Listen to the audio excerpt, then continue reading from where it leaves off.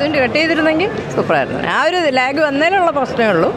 ഇടയ്ക്ക് വന്നപ്പോൾ ആ മരുഭൂമിയിൽ ഒന്ന് കുറച്ച് ലാഗായി പോയല്ലോ തോന്നി. കാരണം ആ ഒരു യാഥാർത്ഥ്യം നമ്മൾ ബുക്ക് വായിച്ചിട്ടുള്ളവരായതുകൊണ്ട് നമുക്കങ്ങനെ ഒരു ഇതായിട്ട് തോന്നി. കുറച്ച് ഒരു ചെറിയ ലാഗിങ് തോന്നി, അത്രേ ഉള്ളൂ. അവിടെ ഇരുന്ന് കരയാണ് സിനിമ കണ്ടത്. നല്ല സിനിമ, പൃഥ്വിരാജിൻ്റെ അഭിനയം. അറിയാം, അന്നത്തെ കാലത്ത് ആൾക്കാർ അനുഭവിക്കുന്ന ഒരു ഇതിൻ്റെതായിരിക്കും ചിത്രം. നല്ല പടം.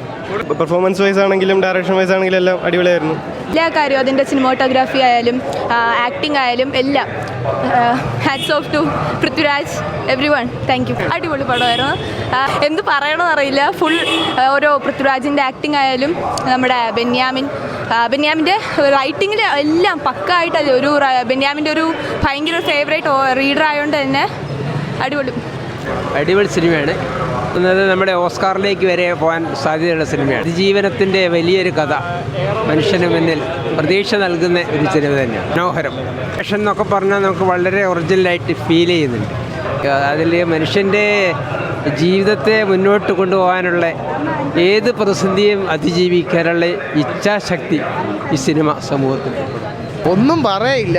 സത്യം പറഞ്ഞാൽ ഈ ആണ്ടിൽ ഇനി ഇങ്ങനത്തെ ഒരു സിനിമ കാണാൻ പറ്റില്ല. ഞാൻ പറഞ്ഞില്ലേ, നമ്മൾ ലിറ്ററലി ഞാൻ ഇത്രയും പ്രതീക്ഷിച്ചില്ല. സത്യം, ഒരു ഓസ്കാർ കിട്ടുന്ന സിനിമയാണെന്നൊന്നും എനിക്ക് പറയാൻ അറിയില്ല. പക്ഷേ really Prithviraj deserves an award for this film. Blessy ആണെങ്കിലും മാരകം 16 വർഷം കഷ്ടപ്പെട്ടതിന് ഇതിനപ്പുറം വേണം, സ്വീകരണം വേണം. കാരണം നിങ്ങൾ വന്ന് കണ്ടു നോക്കുക. കാര്യം ഇതിനുള്ളിൽ എനിക്കൊന്നും പറയില്ല. അതിലൊരു സീനുണ്ട്, പൃഥ്വിരാജ് എന്ന നടൻ ആരാണ് നിങ്ങൾക്ക് അതോടെ മനസ്സിലാവും. ചേട്ടാ കൊള്ളാം. അതിനകത്ത് അഭിനയിക്കല്ല, പുള്ളി അതിൽ ജീവിച്ച് കാണിക്കുകയാണ് ചെയ്തത്. അതിനകത്ത് പുള്ളിയുടെ കോലം കാണണം ആ സിനിമയുടെ. ആ ഇൻ്റർവ്യൂവിൽ പറയണം അതിന് ബോഡി ടോർച്ചറിങ് ആണെന്ന്. ഇനി ഇങ്ങനെ ഒരു സിനിമ ബ്ലസ്സിക്ക് പോലും ഉണ്ടാക്കാൻ പറ്റില്ല എന്നാണ് തോന്നുന്നത്. അങ്ങനത്തെ ഒരു സിനിമയാണ് അത്. അതിൽ ജീവിച്ച് കാണിക്കണം. എനിക്ക് സത്യം പറഞ്ഞ സങ്കടമായി ഇപ്പോൾ കുറച്ചായപ്പോൾ. അവിടെ നന്നായിട്ടുണ്ട്. നോവൽ വായിക്കുന്ന എക്സ്പീരിയൻസ് ഇല്ലേ, അതേപോലെ തന്നെ നമുക്ക് വിഷ്വൽ എക്സ്പീരിയൻസ് കിട്ടുന്നുണ്ട്. പൃഥ്വിരാജ് എന്ന നായകൻ്റെ ഒരു വലിയൊരു പ്രകടനം കാണാൻ പറ്റും. നന്നായിട്ട് എൻജോയ് ചെയ്യാൻ പറ്റും. ഇങ്ങനെ ടെക്നിക്കലായിട്ടൊന്നും എനിക്ക് കൂടുതൽ അറിയില്ല. എന്നാലും നമ്മൾ ഈ നോവൽ എന്താണോ നമുക്ക് സാഹിത്യത്തിന് തന്നത്, അതേപോലെ തന്നെ ആയിരിക്കും മലയാള സിനിമയ്ക്ക് ഒരു പുതിയ നാഴികക്കല്ലായിരിക്കും എന്ന് എനിക്ക് തോന്നുന്നു. മൂവി സൂപ്പറാണ് ബ്രോ. തിയേറ്റർ എക്സ്പീരിയൻസ് ഉള്ള മൂവിയാണ്.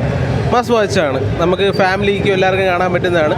പിന്നെ പൃഥ്വിരാജിൻ്റെ പെർഫോമൻസ് ഒരു രക്ഷയില്ലായിരുന്നു.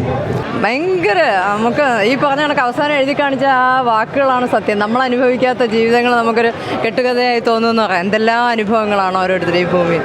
ഭയങ്കര പൃഥ്വിരാജിൻ്റെ ചരിത്രത്തിലെന്നല്ല മലയാള സിനിമ ഇങ്ങനൊരു സിനിമ വന്നിട്ടില്ല. Overall what an experience. Blessy സാറിൻ്റെ ഇത്രയും മികച്ചൊരു സിനിമ ഞാൻ വിചാരിച്ചു തന്മാത്രയായിരിക്കും അദ്ദേഹത്തിൻ്റെ ഏറ്റവും മികച്ച മൂവി. ഇനി അതുപോലൊരു സിനിമ പിറക്കില്ലെന്ന് വരെ വിചാരിച്ചു. പക്ഷേ വളരെ എന്ത് പറയണം, കാരണം സിനിമ കഴിഞ്ഞിട്ട് പോലും നമുക്ക് ഇറങ്ങാൻ പറ്റാത്ത രീതിയിൽ എനിക്ക് അത്രയ്ക്ക് ഇഷ്ടപ്പെട്ടു പോയി. പിന്നെ എ ആർ റഹ്മാൻ സാറ് എല്ലാവരും കാസ്റ്റ് പെർഫെക്റ്റ് ആണ് മൂവിക്ക്. എന്ത് പറയാം, ഇങ്ങനൊരു സിനിമ മലയാളത്തിലില്ല. എനിക്ക് തോന്നുന്നു മിക്കവാറും ഇതൊരു ഓസ്കാർ നോമിനേഷന് പോകുന്നൊരു 100% എനിക്ക് ഉറപ്പിച്ച് പറയാം. Best movie. ബുക്ക് ഞാൻ വായിച്ചുകൊണ്ടിരിക്കുകയായിരുന്നു, പകുതിയായി.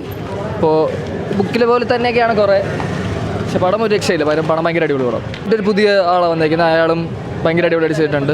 പൃഥ്വിരാജിന് ഇത്രയും അറ്റൻഷൻ കിട്ടിയിട്ടുണ്ട്. പക്ഷേ ആ ചെക്കൻ്റെ അഭിനയം ഇവിടെ അനിയൻ ആയിട്ട് അഭിനയിച്ച ആ പയ്യനെ പറ്റി പറയാതിരിക്കാം. അനിയനാ കൂടപ്പറമ്പ് പോലെ അഭിനയിച്ച പയ്യനെ പറ്റി പറയാതിരിക്കാൻ വയ്യ. പിന്നെ പൃഥ്വി അമ്മമാർക്കെല്ലാം, കാരണം സാധാ ജോലിക്ക് പോകുന്ന അമ്മമാർക്ക് സഹിക്കാൻ പറ്റത്തില്ല ഈ സിനിമ കണ്ട. ഉള്ളതുണ്ട് കേട്ടോ, 100%. അടിപൊളി സിനിമ, ഒന്നും പറയാനില്ല. ഗംഭീര സിനിമ. കാരണം നമ്മൾ നോവൽ വായിച്ചിട്ടുള്ള മലയാളിക്കെല്ലാം കഥ എന്താണെന്ന് അറിയാം. അപ്പോൾ ആ കഥയെ നല്ല രീതിയിൽ തന്നെ വിഷ്വലി ബിഗ് സ്ക്രീനിലേക്ക് പറഞ്ഞിട്ടുണ്ട്. നമുക്കറിയാം ബ്ലസ്സി ഏകദേശം 16 വർഷത്തോളം അദ്ദേഹത്തിൻ്റെ എഫേർട്ടുണ്ട്. ആ എഫേർട്ട് എല്ലാം നമുക്ക് ബിഗ് സ്ക്രീനിൽ കാണാൻ പറ്റും. അടിപൊളി സിനിമ. കാരണം അത് ഗംഭീര ടീമിന് തന്നെ നമ്മളൊരു വലിയ ഹാറ്റ്സ് ഓഫ് കൊടുക്കണം. കാരണം ബ്ലസ്സി ആയാലും പൃഥ്വിരാജ് ആയാലും എ ആർ റഹ്മാൻ ആയാലും റസൂൽ പൂക്കുട്ടിയായാലും ഈ സിനിമയുടെ കംപ്ലീറ്റ് ടീം എടുത്ത ഒരു എഫേർട്ട്, അവർ സഹിച്ച ത്യാഗങ്ങൾ, എസ്പെഷ്യലി ലോക്ക്ഡൗൺ സമയത്ത് ജോർദാനിൽ പെട്ടുപോയപ്പോൾ അവരുടെ അടുത്ത എഫേർട്ട് അതെല്ലാം സ്ക്രീനിൽ കാണാനുണ്ട്. നമ്മളെ ഭയങ്കരമായിട്ട് പിടിച്ചിരുത്തും. പക്ഷേ ലാസ്റ്റ് ക്ലൈമാക്സ് ഇമോഷണൽ മൊമെൻറ്റ്സ് ഒക്കെ ഒരുപാടുണ്ട്. നമുക്ക് ഭയങ്കര സങ്കടം വരുന്ന ഒരുപാട് മൊമെൻറ്റ്സ് ഉണ്ട്. ഇത് മലയാള സിനിമയ്ക്ക് അഭിമാനപ്പെടാം. കാരണം 2024 മലയാള സിനിമയ്ക്ക് നല്ലൊരു വർഷമാണ്. ഈ സിനിമ ഒരു ഇൻ്റർനാഷണൽ സിനിമയാണ്. കാരണം ഒരു മലയാള സിനിമ ഇന്ത്യൻ സിനിമ എന്ന് പറയാൻ പറ്റും. ഇൻ്റർനാഷണൽ സിനിമയാണ്. ബോക്സ് ഓഫീസ് നല്ല വിജയമാകുമെന്ന് ഉറപ്പാണ്. അതോടൊപ്പം state award, national award, international award, even അക്കാഡമിയുടെ വേദിയിൽ പോലും മലയാള സിനിമയ്ക്ക് എത്താൻ വേണ്ട എല്ലാ ക്വാളിറ്റി സിനിമയ്ക്കുണ്ട്. പൃഥ്വിരാജിനെ കുറിച്ച് എത്ര പറഞ്ഞാലും കുറഞ്ഞു. കാരണം അത് ഫിസിക്കൽ എഫേർട്ട് മാത്രമല്ല, അദ്ദേഹം ഈ സിനിമയിൽ നടത്തിക്കുന്ന ആക്ടിംഗ് ഒക്കെ ഒരു ട്രൂലി മാസ്റ്റർ പീസാണ്. എന്തായാലും അവാർഡുകളും ബോക്സ് ഓഫീസും എല്ലാം ആടുജീവിതത്തിനോടൊപ്പമായിരിക്കും. ഗംഭീര